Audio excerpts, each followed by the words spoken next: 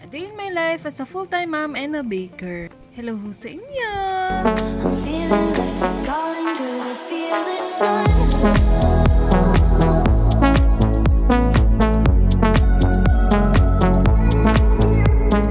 At for this video nga ho, ay samahan nyo akong gumawa nitong number cupcake na pa-order ko nga ho kahapon. Na ang may order nga po sa atin ay suki na rin natin na si Ma'am Rosa Nokaya. Salamat po ma'am sa palaging pag-order. Bali madali nga lang po ang design niya. Usually naman ho, pagka number cupcake talaga ay napakadaling gawin. Suggested to na pwedeng pang simula sa mga bago nagbe-bake pa lamang. At diyan nga ho, naglalagay na nga ho ako ng mga printed toppers at ang gamit ko nga ho photo paper diyan ay yung waterproof na nga ho para hindi na tayo magdidikit ng scotch tape doon sa likod ng ating photo paper. At rin na nga yung final outcome ng ating cake o diga napakadali lamang. Super perfect nito pang monthly milestone ng inyong mga Junakis. Ito lang dapat talaga yung pa-order ko kaso may nagpa-rush na naman at marupok na naman nga ho tayo sa mga ganong bagay.